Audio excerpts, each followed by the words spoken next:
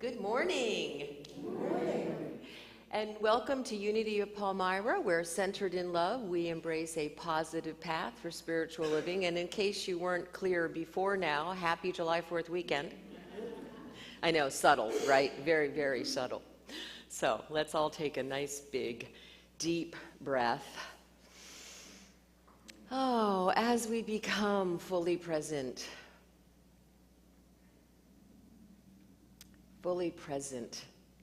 to this moment, to the energy of this community, this open and affirming, loving, compassionate, accepting community. On this weekend where we celebrate freedom, as we get to explore what that means and the responsibilities inherent in freedom. And so right now, we just breathe. We let go of what was and what will be, and we become exquisitely present to this now moment with wide open hearts and minds, so eager to receive the gifts of this day. And so for just a moment, we breathe together, connecting through the breath, feeling the energy and the presence of those that surround us in this physical space and that are also connecting with us through the ethers. We breathe. And as always, we enter into this time together with gratitude as we say thank you for this time to come apart for a while. Thank you for whatever safe space we are in this morning, and most especially, thank you for one another.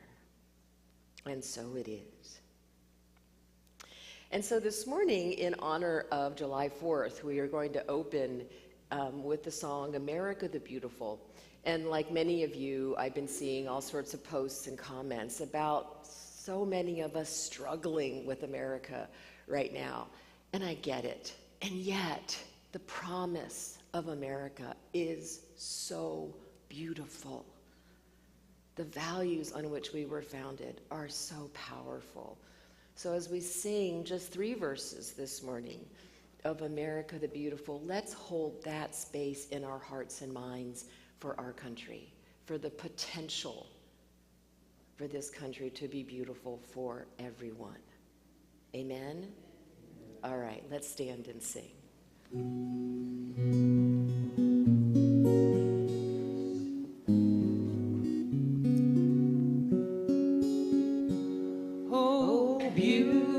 Beautiful for spacious skies, for amber waves of grain, for purple mountain majesty above the fruited plain.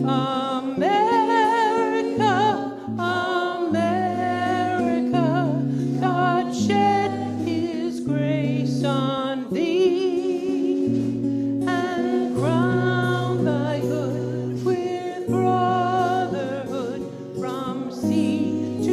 Shining sea.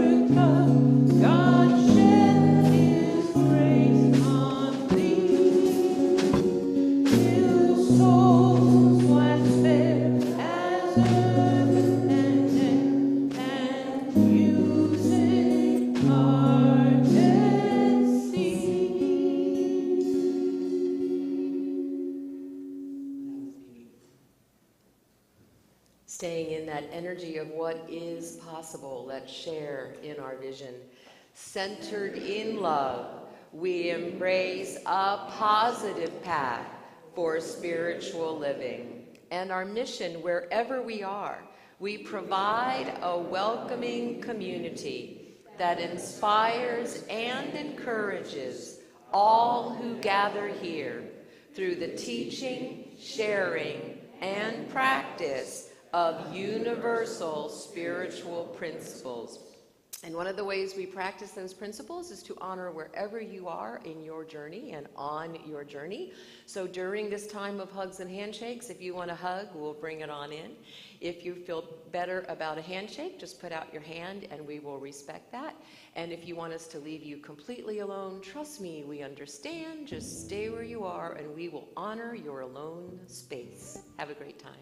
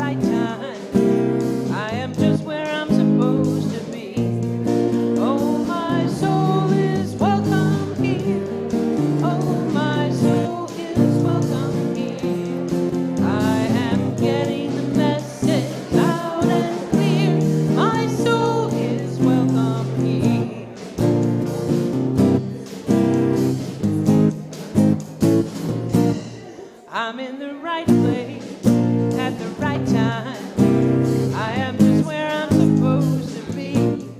I'm in the right place at the right time. I am just where I'm supposed to be. Oh, my soul is welcome here. Oh, my soul is welcome here. I am getting the message loud and clear. My soul is welcome here. Well done. Have a seat. So if this is your first time here at Unity of Palmyra, welcome. We are so happy that you've joined us.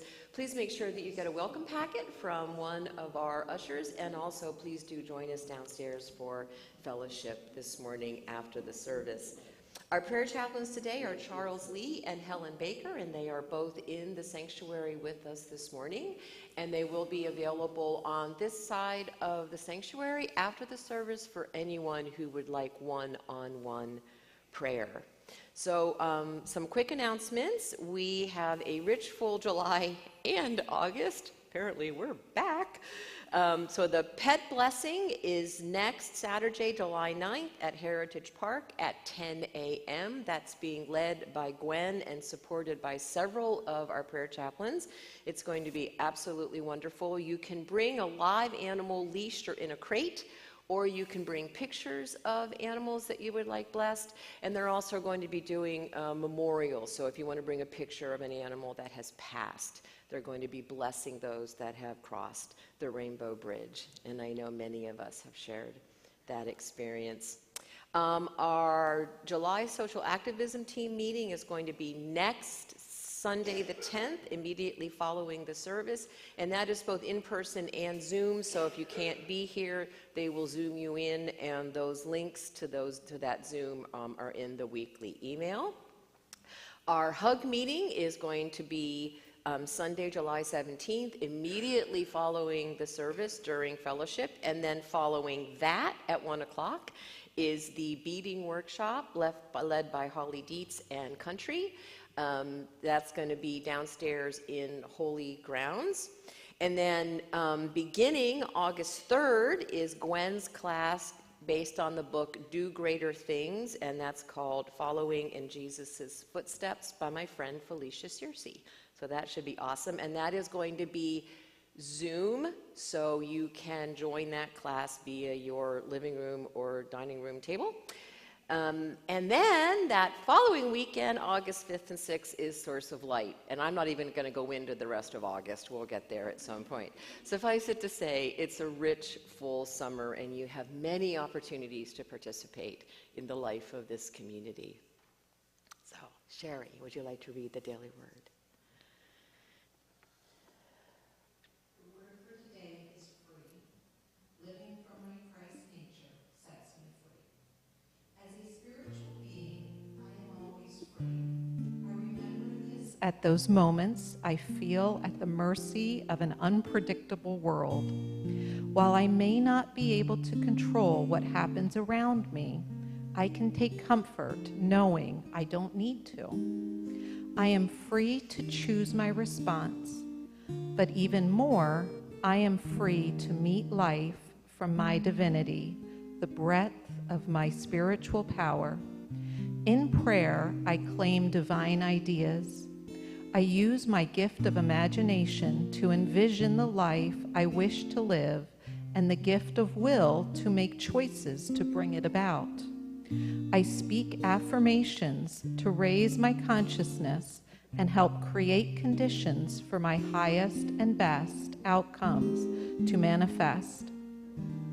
I find precious freedom realizing that life doesn't happen to me, life happens through me. And from John 8:36, so if the Son makes you free, you will be free indeed. I am home, my family is here. I feel loved by the ones I hold so dear.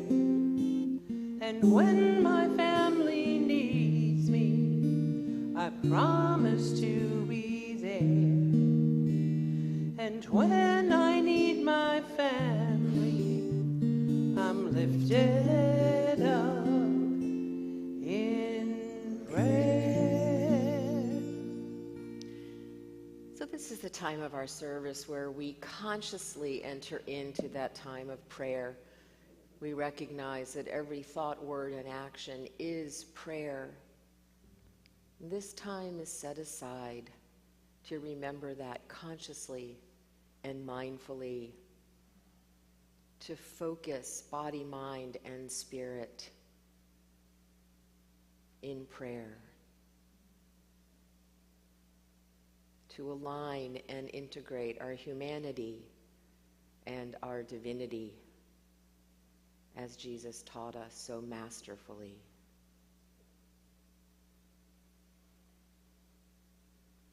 And so today, on this weekend where we celebrate the birth of our nation, we lift our country in prayer. We lift our leaders, our representatives.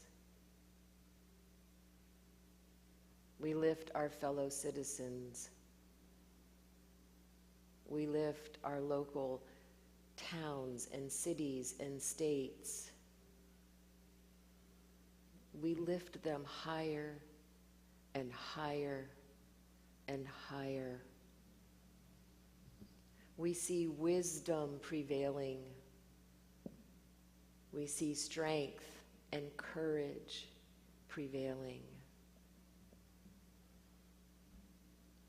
We see the incredible values that we were founded upon emerge into reality. We see their eloquence coming off the page and into our lives and our laws.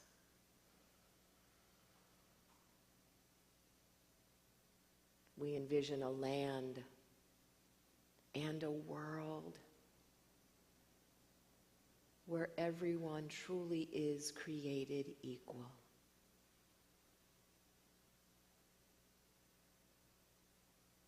where real freedom prevails, where decisions are made based on love and awareness and not on fear.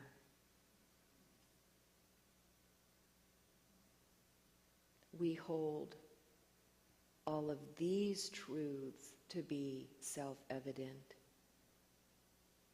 that every one of us is made in the image and likeness of the divine. Every one of us is worthy of freedom and respect. Every one of us is worthy of love.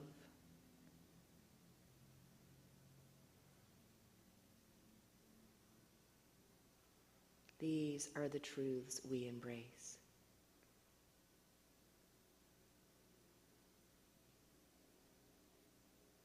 As together, collectively, we seek a return to love, a return to honor, a return to respect.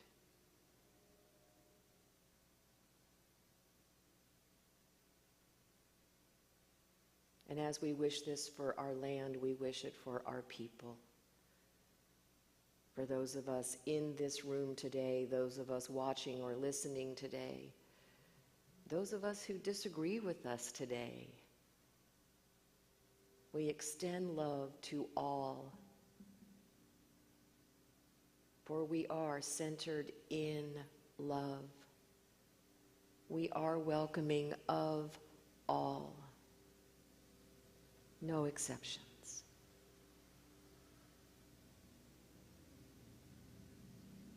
And so we hold this intention and this commitment as we go through our day, our week, our month, our year,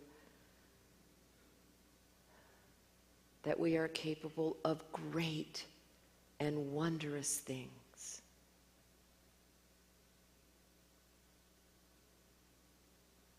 We remember this in recognition of our oneness, as the divine in me recognizes and celebrates the divine in you. And so we say, Namaste.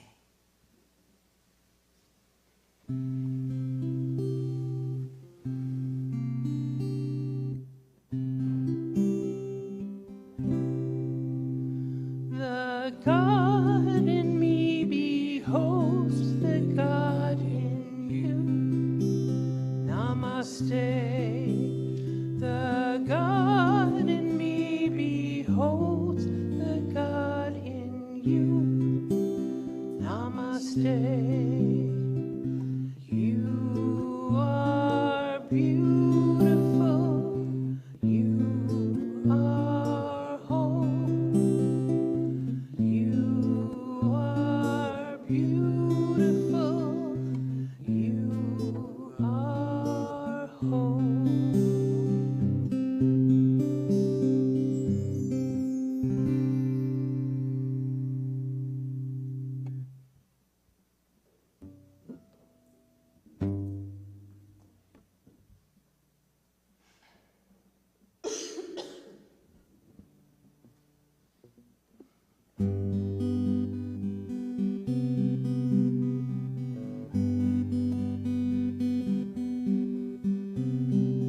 Truth is harder than a lie. The dark seems safer than the light. And everyone has a heart that loves to hide.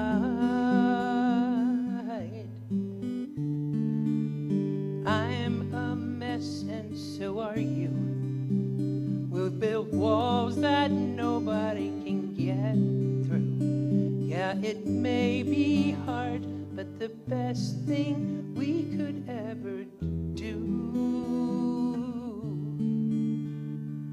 Bring your brokenness and I'll bring mine, 'cause love can heal what hurt divides, and mercy's waiting on the other side.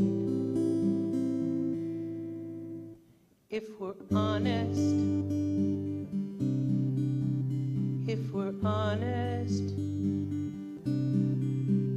don't pretend to be something that you're not. Living life afraid of getting caught. There is freedom found when we lay our secrets down at the cross, at the cross. Bring your brokenness and I'll bring mine, 'cause love can heal what hurt divides, and mercy's waiting on the other side. If we're honest,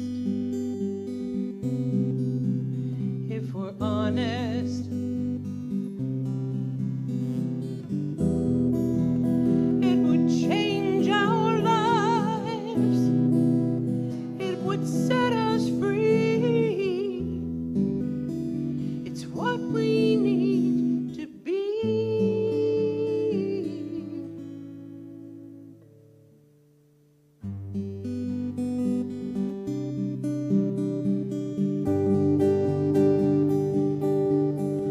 So bring your brokenness and I'll bring mine, 'cause love can heal what hurts divides, and mercy's waiting on the other side.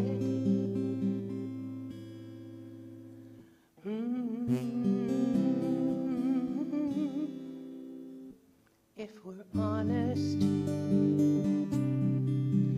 if we're honest, if we're honest.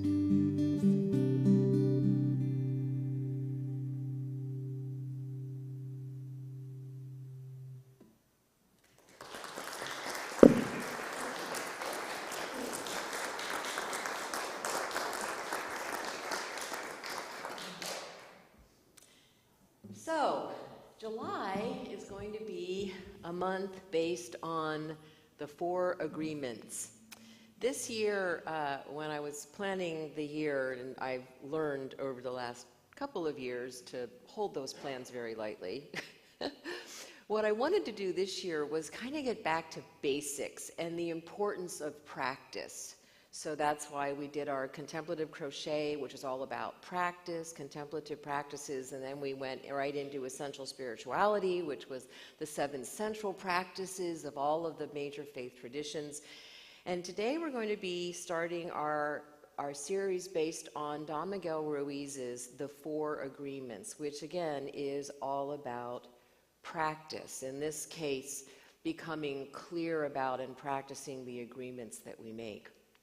So several years ago, I had the privilege of being present to a gentleman and his beloved during his transition. And it was a very sweet experience. For several weeks, I would just go and I would just sit with him. It gave his wife a break. She could go do what she needed to do, and I would just sit with him. And sometimes we would talk, sometimes we would just be there together in the silence, just sharing the space. And in one of our conversations, and this was getting toward the end, and it was harder and harder to hear him, I had to really lean in to hear his words. He told me that he had looked back over his life and that he realized that he had lived and was ending his life with no fear, no regret, and no worry. And I thought, wow, here I am supposedly supporting him through this experience, and there he was teaching me that was the life I wanted.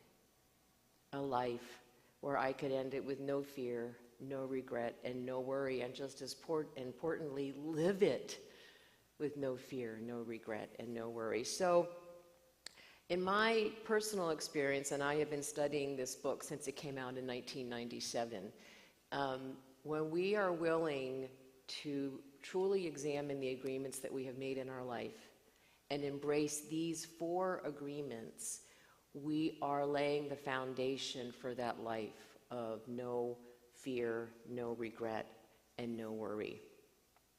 So Don Miguel likes to say that that these agreements are simple. I would say they're simple, but they're not easy. And here's one of the reasons why. Because in order to wake up to a new dream, and in order to create new agreements, we have to become aware that we have been living in a fog. And this is what he says. We live in a fog that is not even real. This fog is a dream, your personal dream of life. What you believe, all the concepts you have about who you are and what you are, all the agreements you have made with others, with yourself, and even with God. Your whole mind is a fog, which the Toltecs call mitote. Your mind is a dream where 1,000 people talk at the same time. Anybody relate to that? Seriously. And nobody understands each other. This is the condition of the human mind, a big mitote. And with that big mitote, you cannot see what you really are. In India, they call the mitote Maya, which means illusion. It is the personality's notion of I am. Everything you believe about yourself and the world, all the concepts and programming you have in your mind are all the mitote. We cannot see who we truly are. We cannot see that we are not free. So in order to wake up, to create a new dream, we have to become willing to see the dream that we have been living in and to break old agreements, those. So when he talks about agreements, we're not talking about, I agree to usher on Sunday. We do not want you to break that agreement, right? What he's talking about is what we would call belief systems or conclusions, right? That's what he's talking about when he says we need to break the old ones and create new ones. So he calls this section Prelude to a Dream. And this really sets up the entire book, the entire series. This sets up the foundation for the 4 agreements. So it's important that we understand that this is what these 4 agreements are creating. So, prelude to a dream. There are thousands of agreements you have made with yourself, with other people, with your dream of life, with God, with society, with your parents, with your spouse, with your children. But the most important agreements are the ones you made with yourself. In these agreements, you tell yourself who you are, what you feel, what you believe, and how to behave. The result is what you call your personality. In these agreements, you say, this is what I am, this is what I believe, I can do certain things, and some things I cannot do. This is reality, that is fantasy. This is possible, that is impossible. One single agreement is not such a problem. But when we have many agreements that make us suffer, that make us fail in life, if you want to live a life of joy and fulfillment, you have to find the courage to break those agreements that are fear-based and claim your personal power. The agreements that come from fear require us to expend a lot of energy. I'll talk more about that in a little bit. But the agreements that come from love help us to conserve energy and even gain extra energy. Each of us is born with a certain amount of personal power that we rebuild every day after we rest. Unfortunately, we spend all our personal power first to create all these agreements and then to keep all these agreements. Our personal power is dissipated by all the agreements we have created, and the result is that we feel powerless. We have just enough power to survive each day because most of it is used to keep the agreements that trap us in the dream of the planet. How can we change the entire dream of our life when we have no power to change even the smallest agreement? If we can see it as our agreements that rule our own life and we don't like the dream of our life, we need to change the agreements. That's the simple but not easy part. When we are finally ready to change our agreements, there are 4 very powerful agreements that will help us break those agreements that come from fear and that deplete our energy. Each time you break an agreement or shift a belief system, all the power you used to create it returns to you. If you adopt these 4 new agreements, they will create enough personal power for you to change the entire system of your old agreements. You need a very strong will in order to adopt the 4 agreements. I don't think that's an issue for this community. But if you can begin to live your life with these agreements, the transformation in your life will be amazing. You will see the drama of hell disappear right before your eyes. Instead of living in that dream of hell, you will be creating a new dream, your personal dream of heaven. So that's the goal of the 4 agreements, to create our personal dream of heaven. So here are the 4 agreements. Be impeccable with your word. Don't take anything personally. Don't make assumptions, and always do your best.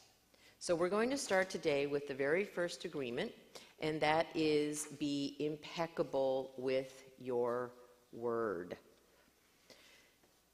So let's start with what that means. To be impeccable literally means to be without sin or without a mistake. So what does that mean for us in a practical sense? And how does that help us to awaken from that dream of hell? How can becoming impeccable with our word help us to wake up? So it can take several forms. Some of them are in the sense of what not to do. I don't know if you've noticed my pattern, but I always like to look at what not to do first so that we can end with what to do. So if we agree to be impeccable with our word, we're agreeing to not gossip. Just for those of you not clear about what gossip is, it's talking about someone when they're not present. We don't want to do that. To not be sarcastic, right? Sarcasm, thinly veiled anger. To not lie or exaggerate. I think it's very interesting that they lump exaggeration in with lying. Or in other words, not to practice any of the negative forms of speech as described by the Buddhist tradition. So Don Miguel explains that these forms of speech, in other words, the what not to do, create a negative energy. And even more importantly, and more dangerously, they create separation between us. They don't only hurt us, we're hurting others. So we're not only creating incoherence and unhappiness in our own lives when we engage in these forms of speech, but we have the potential of hurting others. So whenever we talk about right speech, which is what we're talking about, and being impeccable with our word, I have to reference the Sufi 3 gates. And you've heard me talk about this before. The 3 gates is a Sufi teaching where before we speak, we must walk through 3 gates. And in order to speak what has come into our mind, we need to be able to answer yes to 3 questions. So the first gate and the first question is it true? And this is important because what we're talking about here with regard to truth is just the facts, ma'am, right? Does anybody else remember Dragnet? Please say you remember Dragnet. Thank you. Okay, I do see some confused faces, but it's okay. So, they'd be interviewing a witness, and the witness would start to launch into a story, and Jack, with the Jack Webb character, would interrupt her and say, just the facts, ma'am, right? So that's what we're talking about here. Is it a fact? Did it happen or not happen in physical reality? This is not about our opinions or what we wish would have happened. Is it true? Is it a fact? If the answer is no, we stop. We don't say it. If the answer is yes, then we get to proceed to the next gate. And the next gate is the one that always trips me up. Is it necessary? Like, I've decided this is true, but is it really necessary that I say this? Right? Another way of asking this one would be, is it helpful? It's true, we've already established that, but why am I saying it? Which is going to be our next point. Is it necessary? Is it helpful? Right? And then finally, if we've established that it is true and it is necessary / helpful, then is it kind? So we've gotten to the third gate, we've decided it's true, we're working really hard to practice right speech and being impeccable with our word. It's true, it really would be helpful for me to say this. Am I saying it in such a way that it can be received? Now, I'm not talking about sugarcoating here, right? I'm not talking about putting cotton candy on cow poop, right? And I'm not talking about trying to be nice. I am saying that we develop the capacity to speak the truth in love, to speak the truth with compassion. Kindness tells the truth. So, is it true? Is it necessary? Is it kind? If we can answer yes to all of those, then and only then may we speak. Jackie told me one time, she said, "Mom, I found a fourth gate." I think this was from Sai Baba, and his fourth question was, is what I'm about to say going to improve upon the silence? I know we'd probably all be saying a lot less if we answered that one, right? So all of that focuses on what we might call the outer work of telling the truth, the outer work of being impeccable with our words. But the inner work is just as important. Looking at why do I feel the need to say this? I found a great quote. This is not in the book, but I found it in doing my research by Paula Gunn Allen. And she says, tribal people say that words are sacred. We don't mean that you are supposed to kneel down and worship them. We mean that you should, in your being, recognize that when you speak, your utterance has consequences, inwardly and outwardly, and that you are accountable for those consequences. Is it true? Is it necessary? Is it kind? And so then this leads us into the inner work, and this is the practice. Okay, we're back to the practice. The three gates and the first agreement provide a powerful opportunity for self-inquiry. They encourage us to look at why. What is motivating me to want to say this? What is motivating me to even bring this to the three gates? Why do I want to share that opinion? Why do I feel the need to compare myself or someone else? Why did I take that personally? Why am I feeling defensive? It's an opportunity to look at our motivation. That's the inner work. So was I trying to make myself look good at someone else's expense? Was I trying to look smarter or better or funnier? So why? Why do I need to do that? Why do I need to make this joke at someone else's expense? Why? That might lead to the question, can we feel good about ourselves without putting someone else down? Or ourselves down? If I was about to say something sarcastic, what was underneath that? Our words have incredible power. We can use them to uplift and inspire and empower, or not. So a little more about right speech. This is a short piece written by Thanissaro Bhikkhu. And he says, As my teacher once said, if you can't control your mouth, there's no way you can hope to control your mind. This is why right speech is so important in day-to-day practice. Right speech, explained in negative terms, he is doing the same thing, here's what not to do, means avoiding 4 types of truth: lies, divisive speech, harsh speech, and I thought this one was interesting, idle chatter. He defines that as spoken with no purposeful intent at all.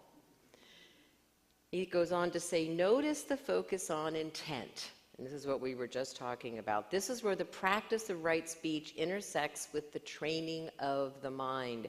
Before you speak, you focus on why you want to speak. As a result, you become more aware of yourself, more honest with yourself, as Janie just sang so beautifully, and more firm with yourself. You also save yourself from saying things that you'll regret later. In positive terms, right speech means speaking in ways that are trustworthy, harmonious, comforting, and worth taking to heart. When you make a practice of these positive forms of speech, your words become a gift to others. Isn't that sweet? In response, other people will start listening more to what you say and will be more likely to respond in kind. This gives you a sense of the power of your actions. The way you act in the present moment does shape the world of your experience. And this refers directly to what Ruiz was talking about, that when we get very clear about our agreements and we become impeccable with our word, it is empowering. We feel powerful. And then he makes an interesting observation, and he is specifically addressing us here in America. He says, for many of us, the most difficult part of practicing right speech lies in how we express our sense of humor. Especially here in America, we're used to getting laughs with exaggeration, sarcasm, group stereotypes, and sometimes just pure silliness. All classic examples of wrong speech. If people get used to these sorts of careless humor, they stop listening carefully to what we say. And I think what he's speaking to here is credibility. He says, expressing our humor in ways that are truthful, useful, and wise may require thought and effort. But when we master this sort of wit, we find that the effort is well spent. So pay close attention to what you say and to why you say it. So Don Miguel states unequivocally in this first section that this first agreement is the most important agreement because it lays the foundation for the rest. And I thought it was, again, synchronicity that we're talking about this today on July 4th weekend, on the importance of telling the truth. Because I think over the last several years, we've seen what happens when the truth becomes a casualty, for lack of a better word.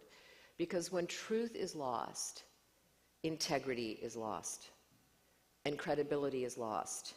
And worst of all, trust is lost. So last week, many of us have been closely following the January 6 hearings, and we saw testimony, I think it was Monday or Tuesday, I forget, where we saw Cassidy Hutchinson, a young 25 or 26-year-old young woman, testify. And despite intimidation, she appeared before the committee and testified under oath to the questions they asked her about what had occurred on January 6th and what led up to that. So many people have been applauding her courage,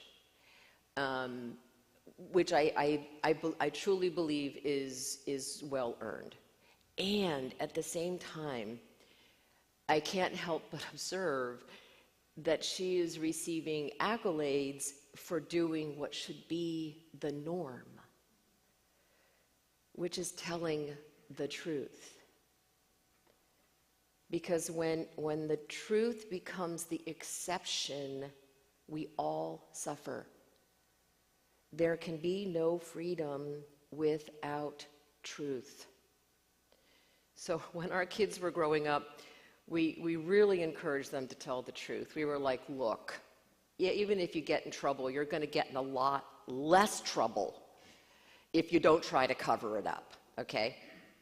So we used to say, tell the truth, it's the easiest thing to remember, all right? And that reminded me of that old saying, oh, what a tangled web we weave when we first practice to deceive, right? This all relates back exactly to what Don Miguel is talking about. Deception takes energy because we have to remember what we lied about, right? Whereas if we're telling the truth is just the truth. It's what happened. I'm wearing red flip-flops. That's the truth, right? They are pretty cool, don't you think? Yeah. Sorry, just had to throw that in there. We've observed firsthand the chaos that occurs when truth becomes that casualty. How disempowering it is when we've lost that trust and that credibility. Because keeping track of deception and lies, it takes time and energy.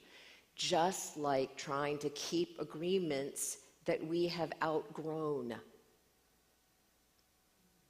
That's why these practices are so important. And becoming impeccable with our word is so important because it creates freedom. We're free. We're free to devote our time, our gifts, our energy, our love to creating that dream of our life that Don Miguel talks about, and to creating the incredible dream of our country. But in order to do that, we have to tell the truth. We have to tell the truth about ourselves, about those agreements that really need to be broken. And we need to tell the truth about our country, our strengths, our weaknesses, our history. We need to create new agreements.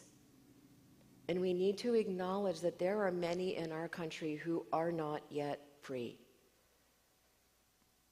In recovery, the first step is to admit that we have a problem, right? To tell the truth.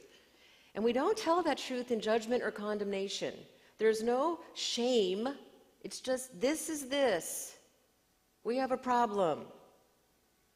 But it's absolutely critical that we take that step, because in order to heal and to live from our wholeness, we have to acknowledge what's broken.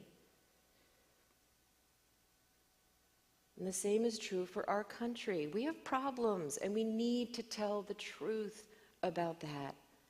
Not in judgment or condemnation, not shaming or blaming, but in order to take the steps necessary to heal. Emma Lazarus said, until we are all free, we are none of us free. And in order to be free, we must tell the truth. And we must be impeccable with our word. So I'm going to give Don Miguel the last word because it is his book. He says, just imagine what you can create with impeccability of the word.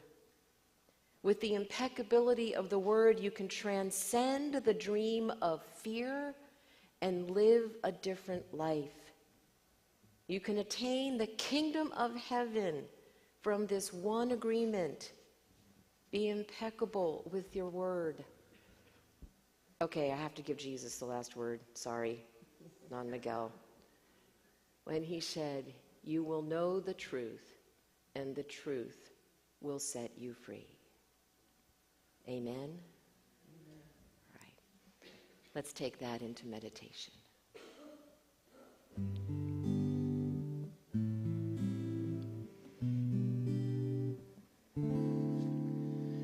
It's in every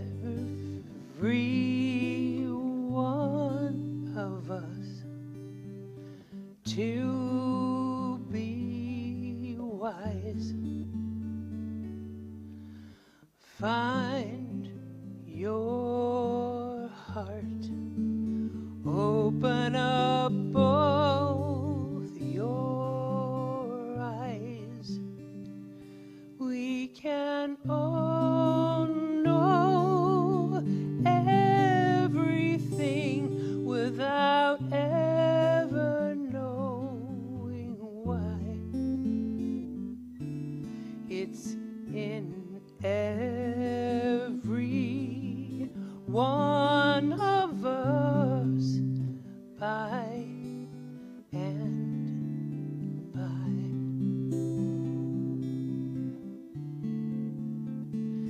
It's in every one of us. I just remembered, it's like I've been sleeping for years.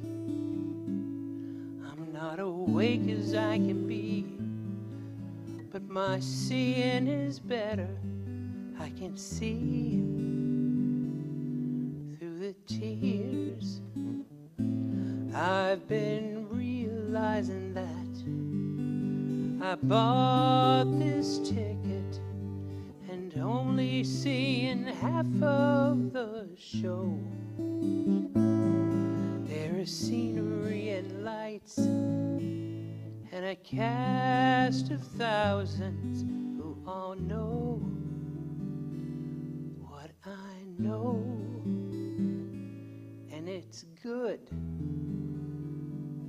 that it's so.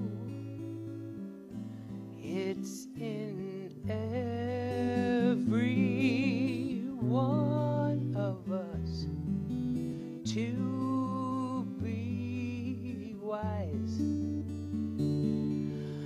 Find your heart and open up both your eyes. We can all know everything without ever knowing why.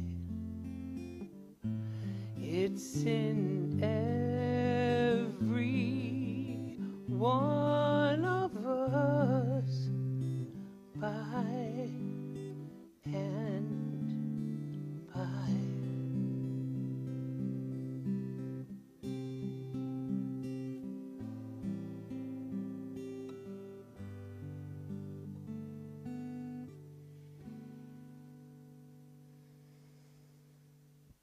So let's breathe together. Breathe deeply. Feel the breath move through your body, feeding it, nurturing it, loving every cell.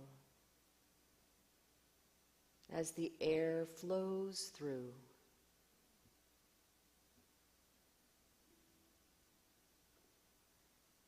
if you feel any tension or pain, breathe gently into those areas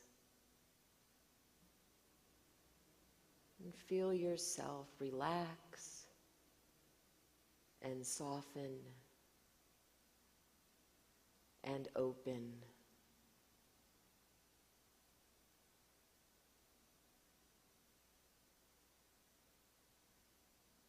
And on your next breath, I invite you to breathe consciously into your heart space,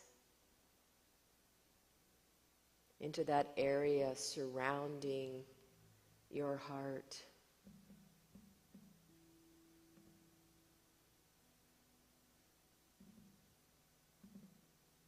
That area that contains so much wisdom and courage and compassion and power.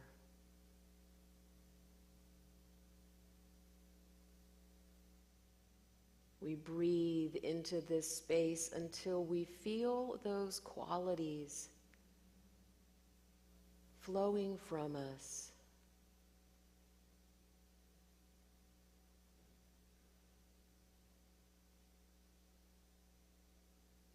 until we practically exude that power, that wisdom and strength and courage and compassion,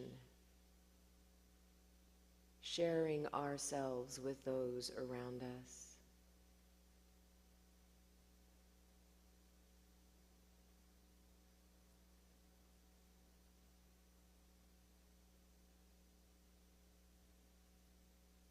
And on your next breath, I invite you to specifically focus on the compassion found here,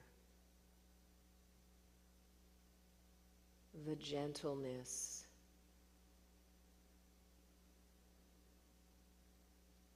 the love we feel for ourselves and one another.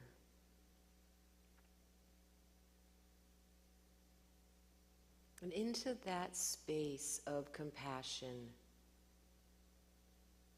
I invite you to tell the truth.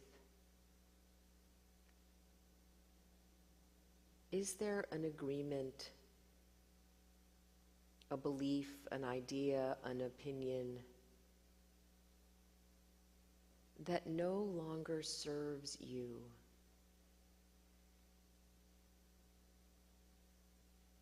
That you're not willing to define you any longer?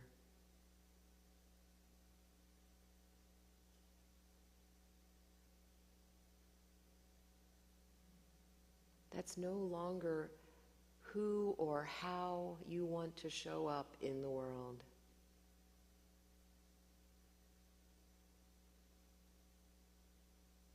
I invite you with courage and compassion to tell the truth about that agreement. It might be something you heard as a child or something you took on as an adult. It might be something you just hear in your head, or you may have even said it out loud. But the truth is now it's time to let it go.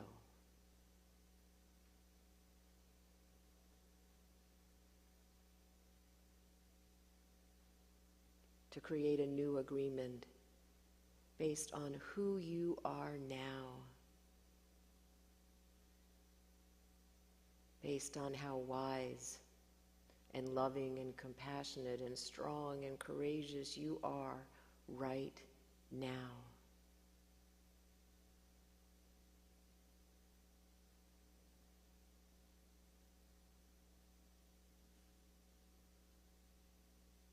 Having done this once, you now know you can do it again, and again, and again, until you are exquisitely clear that every agreement you are keeping is based on who you truly are, what you truly are, and how you truly want to show up in the world.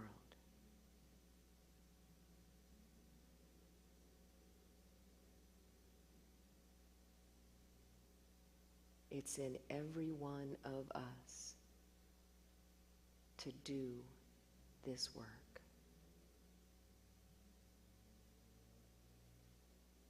To tell the truth and to be free.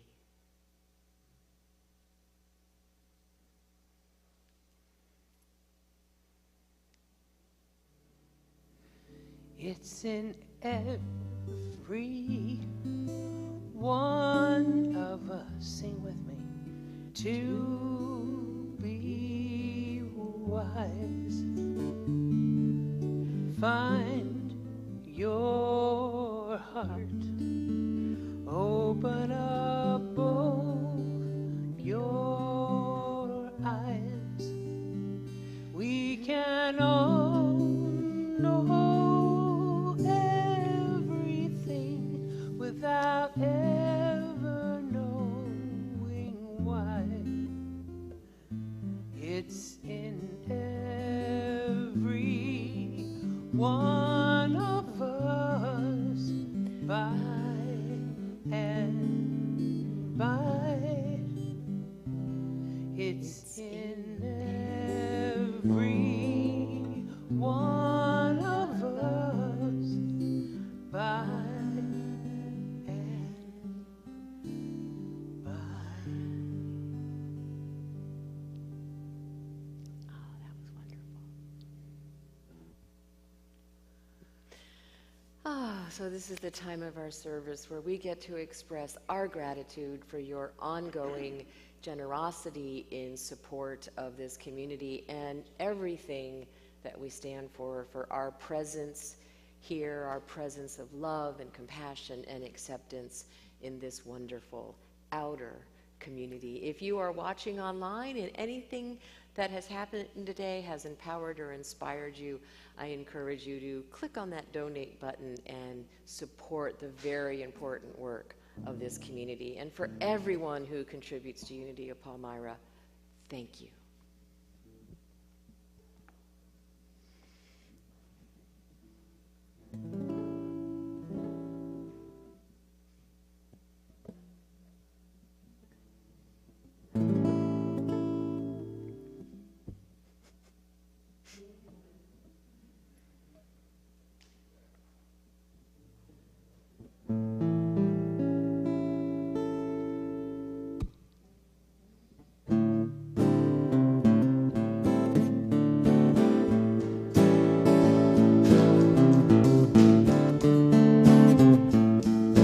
You got the power to make this mean old world a better place.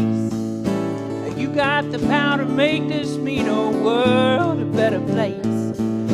People say they hate you, Johnny grinning in your face. Yeah, you got the power to make this mean old world a better place.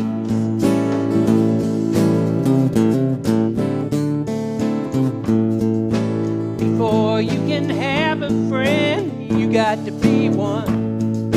Well, before you can have a friend, you got to be one. You gotta do the right things, jump on it, see that it gets done. Oh, but before you can have a friend, well, you gotta be one.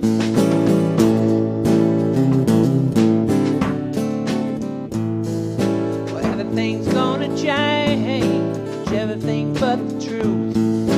Everything's gonna change, everything but the truth.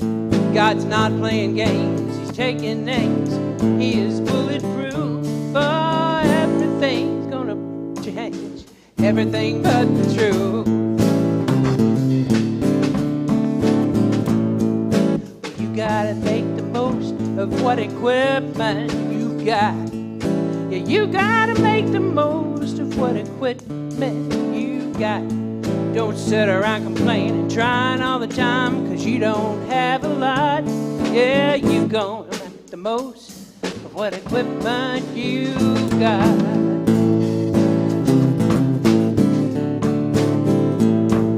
Well, sooner or later, before too long, you gotta make a payment. Sooner or later, before too long, you gotta make a payment. Gotta settle up with this sweet old world, give back what you've taken. Yeah, sooner or later, before too long, you gotta make a payment.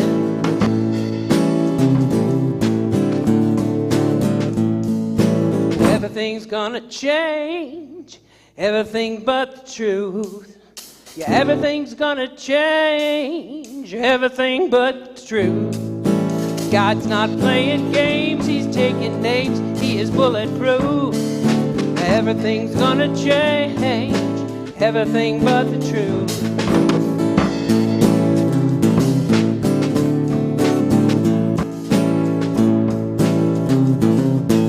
Everything but the truth.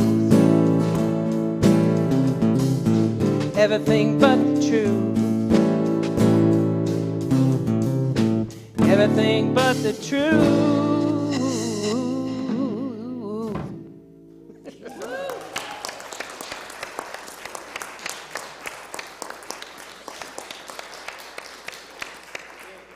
right, let's stand and share in our unity blessing.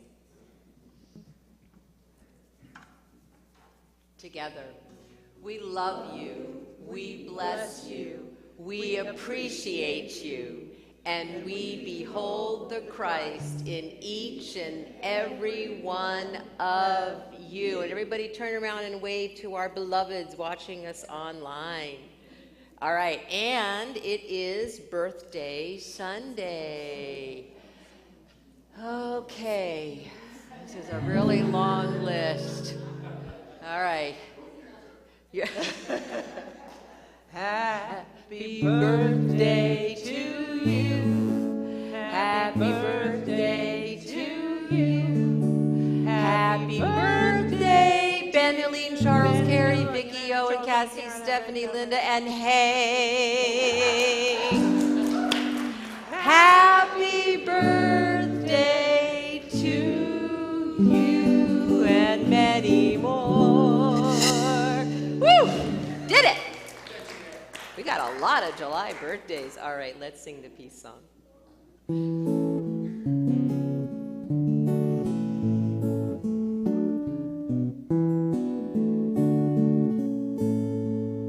Let there be peace on earth, and let it begin with me. Let there be peace on earth, the peace that was meant to be. With God as creator, united all are we.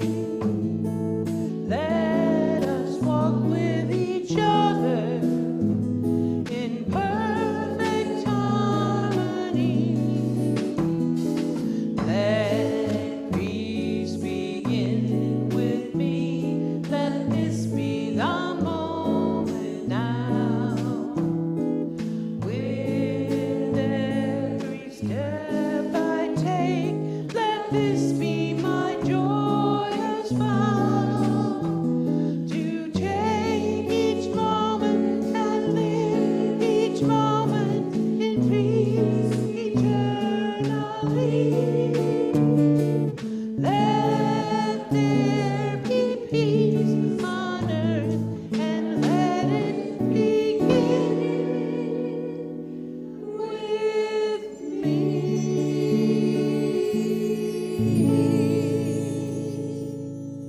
The light of God surrounds us. The love of God enfolds us. The power of God protects us. The presence of God watches over us. Wherever we are, God is. And wherever God is, all is well. Go forth, have a wonderful week, have a wonderful holiday tomorrow.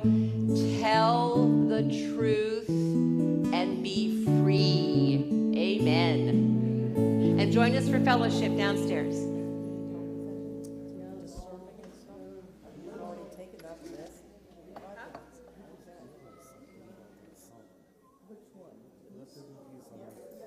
Silent, which we are releasing. It is an act of that we are releasing it. Let them. We are sending it out there. Love. It's an active verb. It's an action verb.